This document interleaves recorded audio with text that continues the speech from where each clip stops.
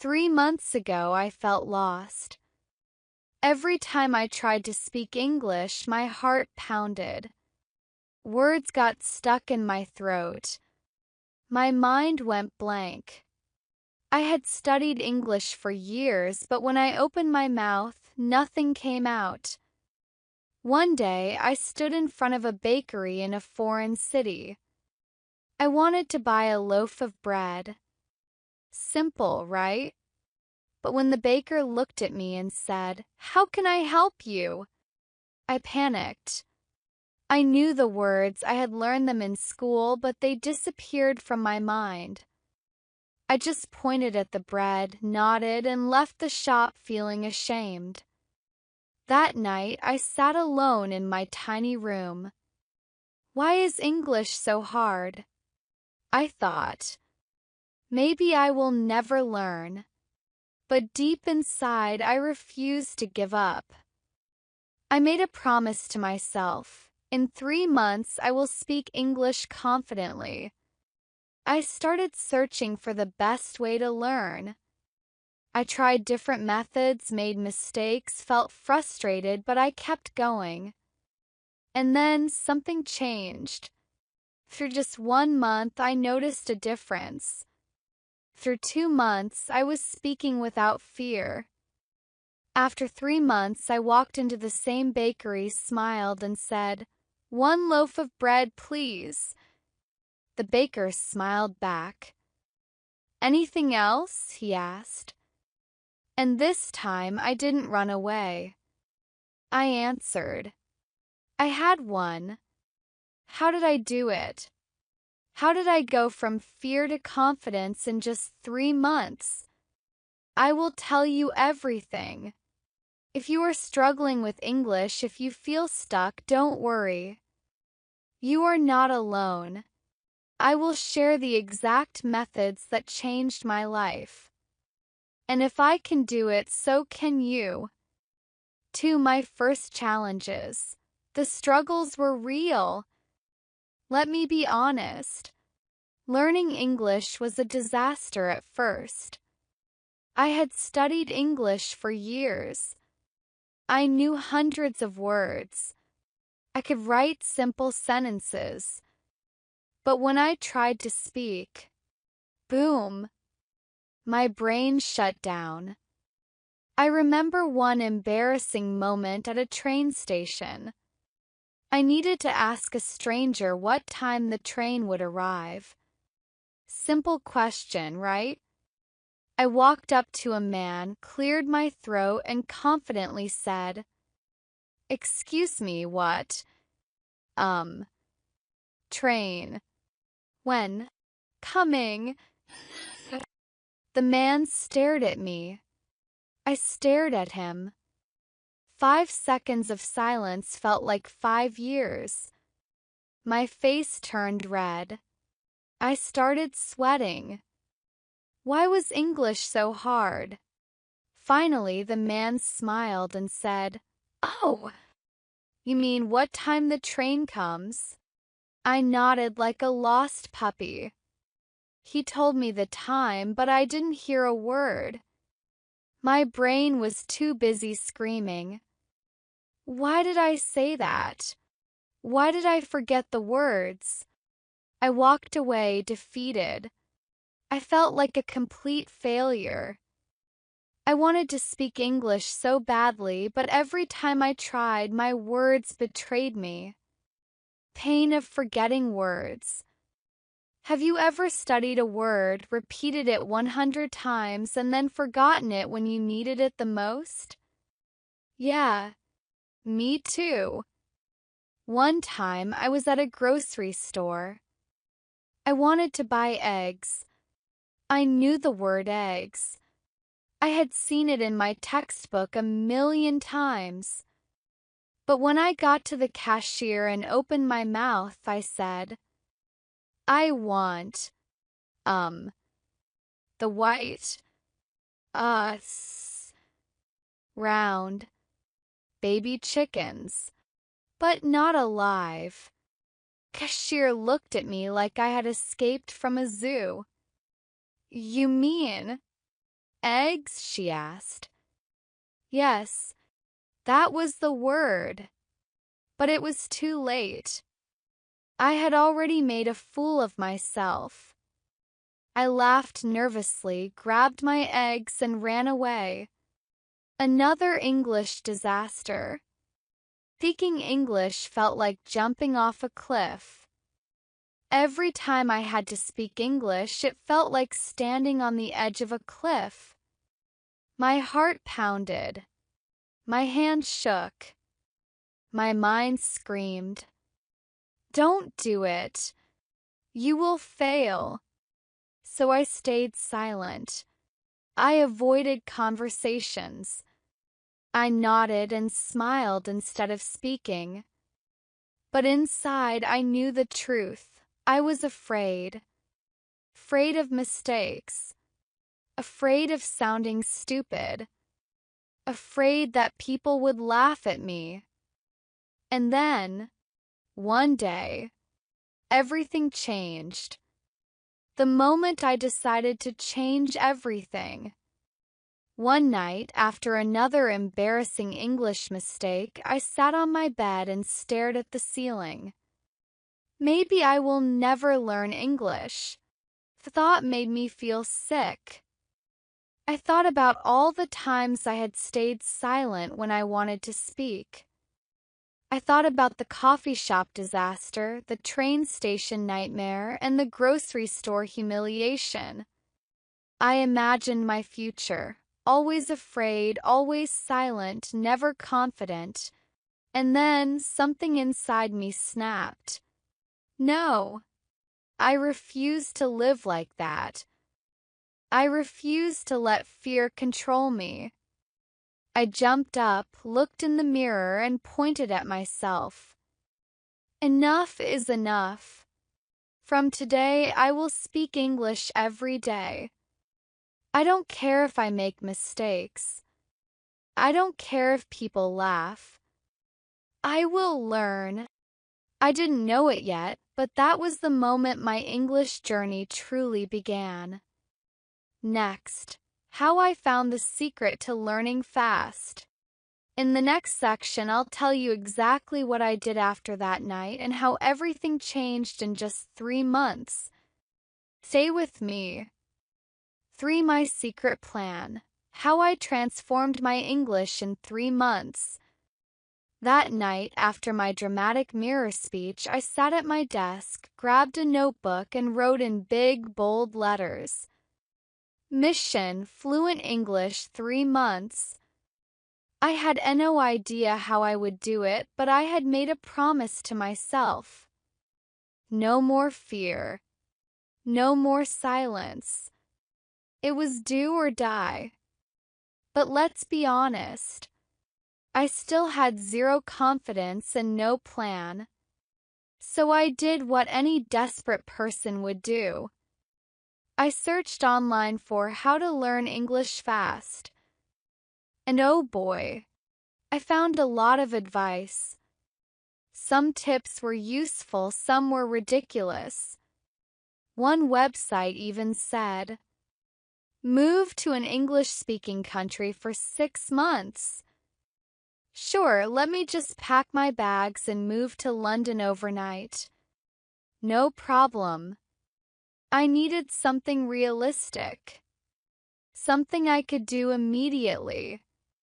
And after hours of research, I found a few crazy but effective ideas. Step 1. I turned my room into an English prison. Paradise. I realized my biggest problem. I wasn't living in English. I only studied for an hour, then spent the rest of the day in my native language. So I changed everything. I put sticky notes everywhere. My mirror, covered. My fridge, full of words. My bathroom, oh yes, even my toilet had vocabulary on it. Flush was my favorite new word. My phone language, changed to English. No more easy scrolling. Even setting an alarm became an English lesson. My social media? Only in English. Instagram, YouTube, everything. If someone posted in my native language, blocked. Okay, not really. But I ignored them. First, it was annoying. I accidentally set my phone language to Chinese instead of English once and nearly had a heart attack. But soon my brain started adjusting. Step 2, I spoke to myself like a crazy person. Nobody wanted to practice with me, so I decided to talk to myself. All the time. Cooking? Now I will chop the onions. Oh no, my eyes. Why is English learning painful? Walking down the street? I see a bird. The bird is flying. I wish I could fly. Away from my embarrassment. Showering? I am washing my hair. My shampoo smells nice. Maybe my English will smell nice too one day. First, I felt ridiculous. But after a week, I noticed something shocking. I was getting faster. The words started coming naturally. And the best part? I stopped being afraid of my own voice. Step 3, the embarrassment challenge, aka my most humiliating idea ever. I knew I had to practice with real people. But every time I tried to talk, I panicked. So I created the embarrassment challenge. My rule was simple. Every day I must say at least one sentence in English to a stranger. My first attempt? A total disaster. I went to a coffee shop and tried to order in English. My hands were sweaty. My heart was racing. The barista looked at me and said, "What can I get for you?" And I proudly answered, I need 1 brown water, hot. Please. The barista blinked. I had just called coffee brown water. She smiled and said, "Oh, you mean a coffee?" I nodded, grabbed my brown water, and ran out of the shop. Embarrassing? Yes. But guess what? The next day I did it again. And again. And each time it got easier. Step 4, the Netflix method, aka how I tricked my brain into learning. I was tired of boring textbooks. So I turned on Netflix and watched my favorite shows only in English. First week was horrible. I watched a whole episode of a crime show and the only words I understood were hello and okay. But I didn't give up. I used subtitles, paused often, repeated sentences, and even copied how actors spoke. Soon I found myself whispering dramatic movie lines.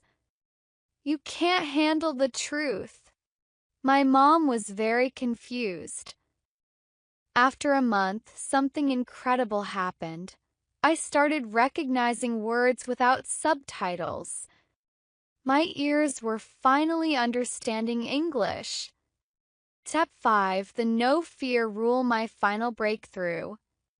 After 2 months, I still made mistakes. I still forgot words. But I had one golden rule. Never apologize for your English. If I made a mistake, I just laughed and kept talking. One time I told a friend, I have 2 feet. They laughed and said, "You mean feet?" And I just smiled and said, "Yes, and soon they will run away from my mistakes." Instead of feeling embarrassed, I made it fun. And that changed everything. The result? After 3 months. After 3 months of this crazy plan, I had a conversation with an English speaker. Without panicking. I wasn't perfect. I still made mistakes. But guess what? I didn't care. I was finally speaking English. I was finally confident. And that was the moment I knew I had won. Next, my top secrets for staying motivated. Want to know how I kept going and never gave up? In the next part, I'll reveal my best motivation hacks. Stay tuned for how I stayed motivated when I wanted to quit. Okay, let's be real. Learning English was not always fun. Yes, I made progress. Yes, I was speaking more. But some days I wanted to throw my English books out the window. There were moments when I thought, why am I doing this? My brain is too small for English. Maybe I should just accept my fate and become a silent monk. But I didn't quit. Why? 'Cause I discovered secret motivation hacks that kept me going. Hack number 1, the embarrassment jar, aka my funniest idea ever. I realized that every time I made a mistake, I felt bad. But instead of crying about it, I decided to make it a game. I got a big jar and some small papers. Every time I made a funny English mistake, I wrote it down and put it in the jar. Some of my best or worst mistakes. Yesterday, I slept very late. Good job, me. Past tense? Never heard of it. I have a chicken skin. I meant goosebumps, but now I sound like a human-chicken hybrid. Let's make a selfie. Apparently, we take selfies, we don't make them. Unless we are engineers. At the end of the month, I read my mistakes and laughed instead of feeling ashamed. And guess what? Because I wrote them down, I never made the same mistake again. Hack number 2. I created my own cringe reward system. I knew I needed motivation, so I made a deal with myself.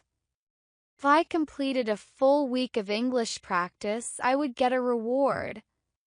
The reward had to be something exciting but also embarrassing to make me stay serious. Examples of my brilliant ideas. If I studied for 7 days straight, I could buy my favorite chocolate. If I skipped a day, I had to sing an English song in public. Let's just say after one very embarrassing performance of Baby Shark, I never skipped a day again. If I completed a full month, I allowed myself to binge watch my favorite series. This system tricked my brain into staying motivated. Hack number 3, my epic fake English identity mission. I needed more confidence in speaking, so I created a fake identity. Here was the plan. I pretended I was an international tourist in my own city. My new identity? Leonardo Romano from Argentina. Why Argentina? 'Cause I liked the name and it made me sound mysterious. Every time I met new people, I spoke only in English. They asked where I was from, I said, "Oh, I am from Buenos Aires. I am visiting for 3 months." Did it work? Yes, 'cause now I had to speak in English. One time I was at a cafe and the waiter asked, "Oh, you're from Argentina? How do you like our city?" and I panicked because I had never actually been to Argentina. So I just smiled and said, "Oh, um, very nice. The weather is very weather-wise." Eventually, I told people the truth, but this trick forced me to stay in English mode. Hack number 4, the no translation rule. First, I translated everything in my head, and it was slowing me down. So I made a new rule: no translating to my native language. Instead of thinking, "What is the English word for?" I trained my brain to describe it instead. That place on top of a house where people can sit and look at the sky. This helped me think in English faster and made my vocabulary explode. Of course, sometimes my descriptions were creative, like the time I forgot the word for elbow and called it the knee of the arm. But hey, now I never forget elbow again. Hack number 5, the motivational emergency kit. Some days I felt completely unmotivated. So I created an emergency kit to bring my energy back. Inside my motivational emergency kit, a list of reasons why I wanted to learn English. To travel, to make friends, to watch movies without subtitles. Videos of people who learned English and succeeded. If they can do it, I can too. A voice recording of my first day speaking English. To remind myself how far I had come. A piece of paper that said, "Remember, you are not a chicken. Keep going." Every time I wanted to quit, I opened my kit and boom, motivation came back. The moment I knew I had changed. 3 months passed. One day I walked into a cafe and ordered a coffee without thinking. No fear. No panic. Just normal conversation. The barista smiled and said, "Your English is really good." And at that moment I realized I wasn't the same person who had started this journey. I wasn't just learning English anymore. I was living it. 5 The secrets of sounding natural in English. Okay, so I was finally speaking English without fear. But there was a problem. I sounded like a robot. Every sentence was slow, stiff, and awkward. I felt like a character from an old English textbook. Hello. My name is Leonardo. I am from Argentina. The weather is nice today. Thank you. No emotions. No rhythm. No flow. I wanted to sound natural like a real native speaker. So I started experimenting with different techniques. Some worked.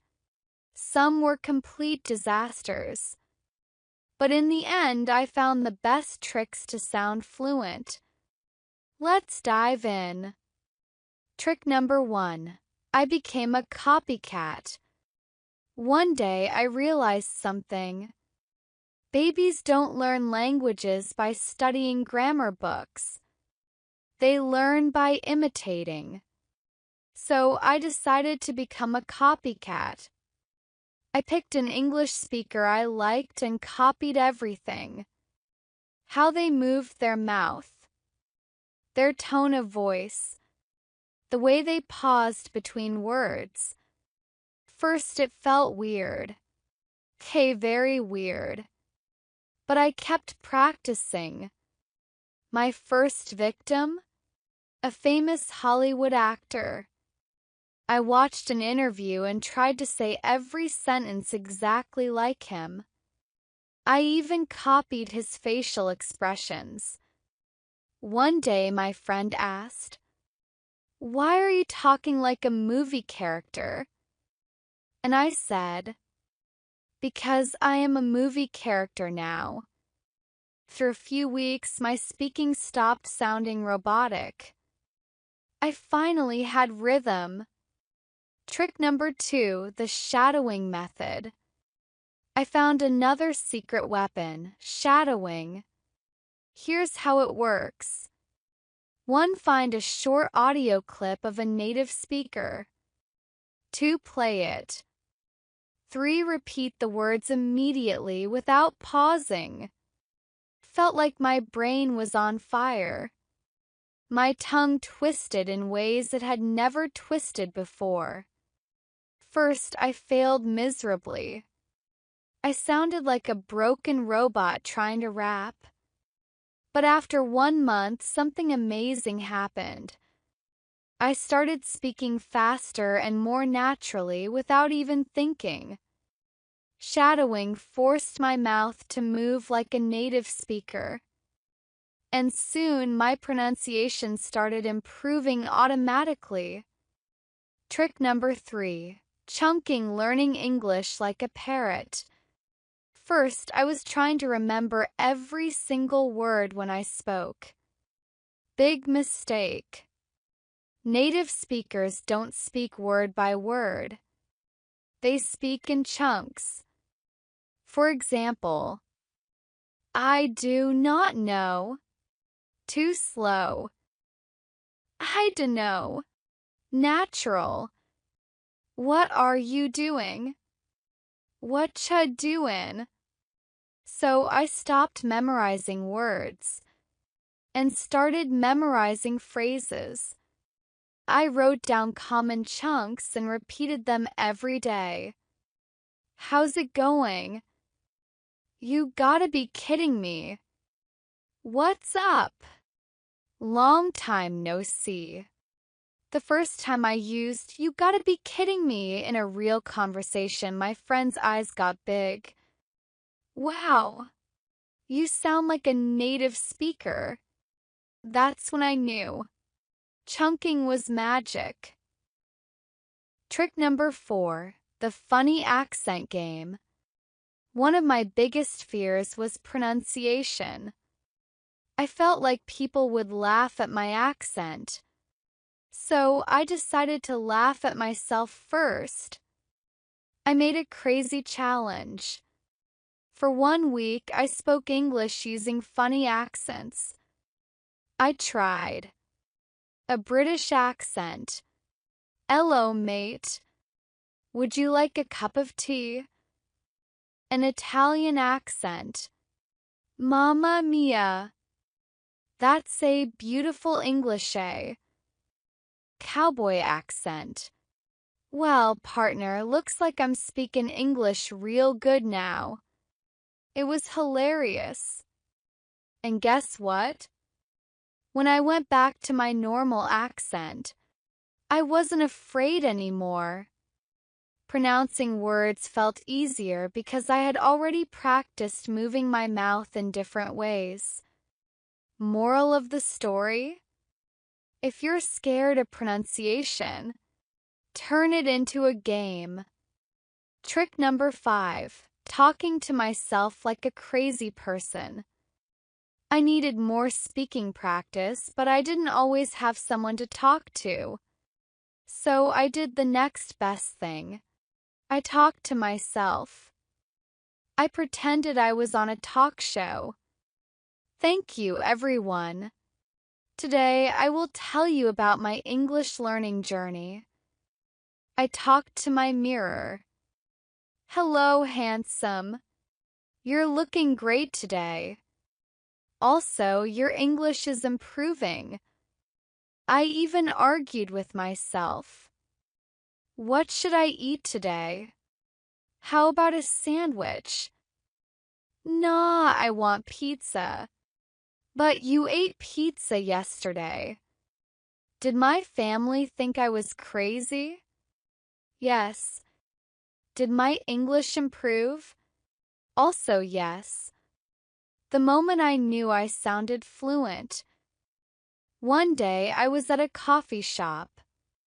A tourist came in and asked, "Excuse me, do you know where the nearest bank is?" And without thinking, I answered smoothly, "Oh yeah, just walk straight, then take a left at the traffic light. It's next to the bookstore." The tourist smiled and said, "Wow, your English is really natural." And that was the moment I knew I wasn't just speaking English, I was living it.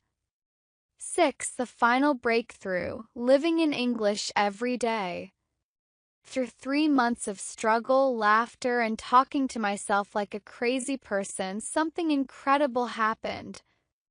One day I woke up, checked my phone, and saw a message from a friend in English.